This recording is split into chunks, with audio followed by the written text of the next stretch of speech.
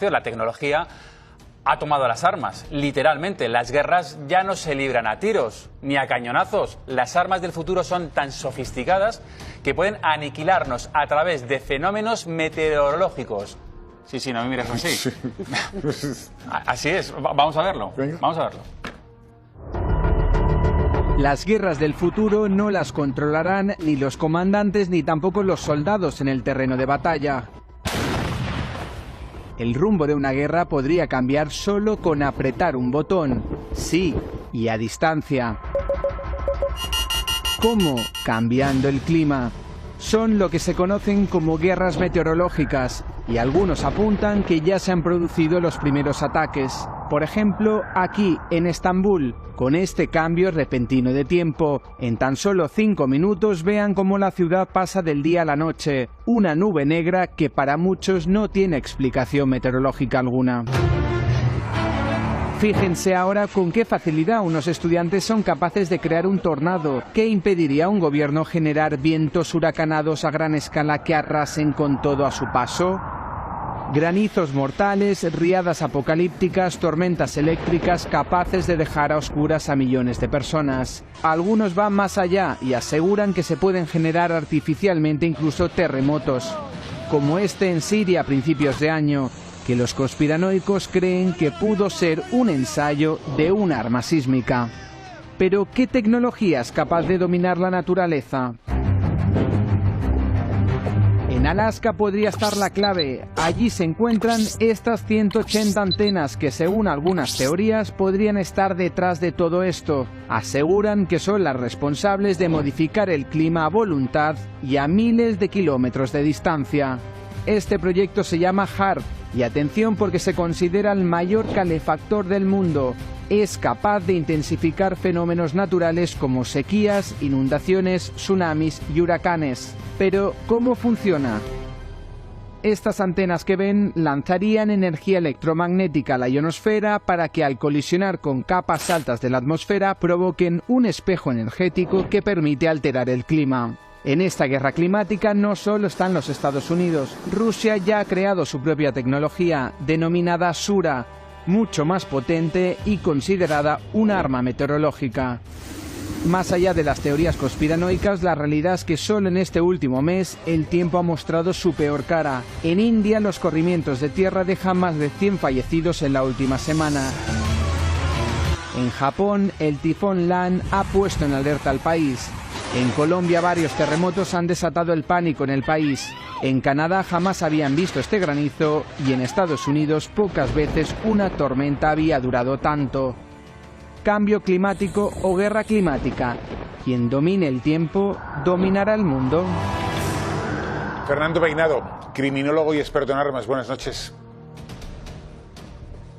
Buenas noches. ¿Esto es ciencia ficción o es verdad que quien domine el clima, quien domine el tiempo puede dominar el mundo?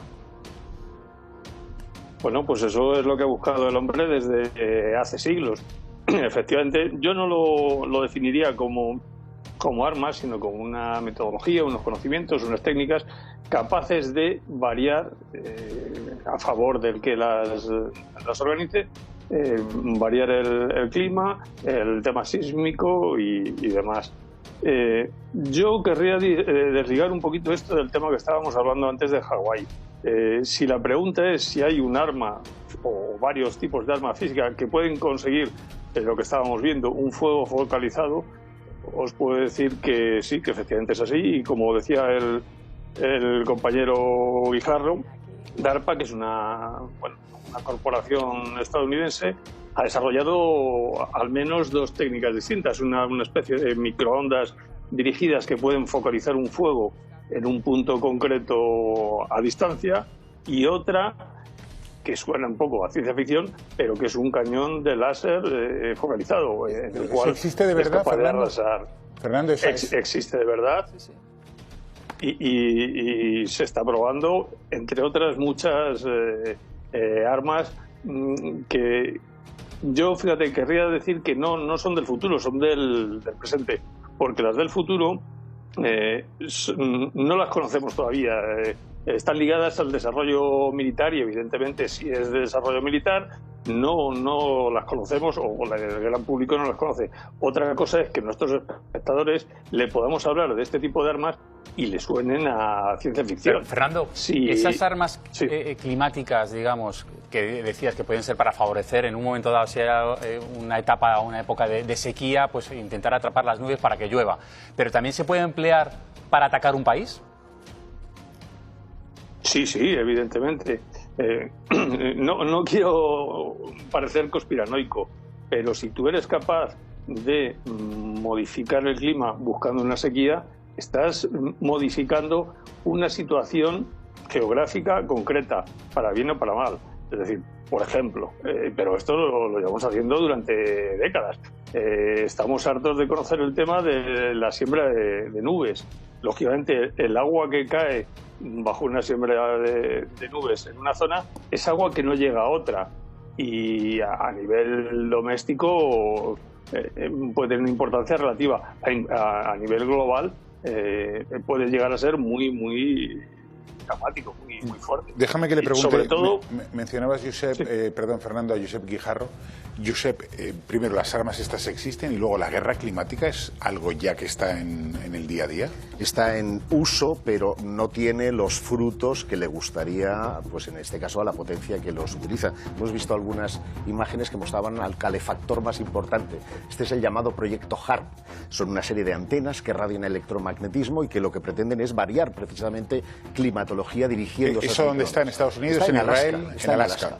Y hay subproyectos que tienen que ver precisamente con la utilización del clima como arma, que esto es importante señalar lo que decía Fernando, hay que desligarlo de lo de Hawái. Yo no creo que tenga nada que ver una cosa y la otra, pero esas armas son una pero esta arma, por ejemplo, se puede utilizar, es decir, mandamos un terremoto... Es que parece James Bond. Claro. Un terremoto, mandamos un terremoto a tal país, o un tornado a este otro. A ese nivel no creo que se haya, o sea, a nivel terremoto no creo que se haya podido todavía efectuar algún tipo de ensayo, a pesar de que los conspiranoicos insisten que algunos terremotos que han sucedido tanto en Estados Unidos como incluso en algunos puntos de Europa podrían tener que ver con este tipo de proyectos secretos. Pero sin embargo, el tema de los láseres, el electromagnetismo, incluso esos ataques que recordaréis tuvieron lugar en la embajada estadounidense de La Habana y que tenían que ver con una especie de radiación que alteraba el cerebro, incluso sangraban los funcionarios, podrían tener que ver con armas de este tipo, ¿no? de electromagnetismo. Josep, si ya hemos llegado hasta aquí, que me parece extraordinario, la gran pregunta es ¿quién tiene acceso a esa tecnología? Porque si algo aprendimos en la Segunda Guerra Mundial era que paradójicamente era mejor que ambas potencias tuvieran la misma tecnología para garantizar la no beligerancia.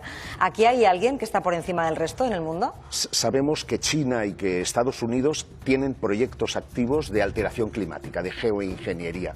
Otras naciones es posible que lo tengan, pero están mucho menos avanzados que estos dos, que de hecho han puesto ya en prácticas, por ejemplo, durante la guerra de Afganistán, o los chinos durante el tema de los Juegos Olímpicos, que no cayó ni una gota. Querían garantizar precisamente que se produjera la ceremonia de inauguración. Se utilizaron, en este caso, yoduro de plata para las... Pues en España queremos que llueva, y que llueva pronto.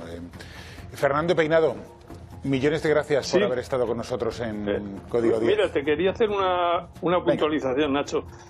Hablabas de James Bond, de la ficción de uso de armas. Recordamos una de sus últimas películas en la que Daniel Craig utiliza una pistola que solo puede usarla él. Teóricamente porque hace una lectura de huellas. Realmente no es así, pero sí se dispone de unas pistolas que van vinculadas con una interfaz de forma que únicamente las puede manejar un usuario y a distancia se puede activar o desactivar, tener el control de munición, saber la velocidad con la que dispara, y que si el enemigo las coge es incapaz de funcionar con ellas. Lo hemos visto en una película. Gracias, Fernando. Fernando, gracias. Tenemos que terminar. Gracias a todos. Nos vemos la próxima semana. Gracias. Les esperamos. Adiós.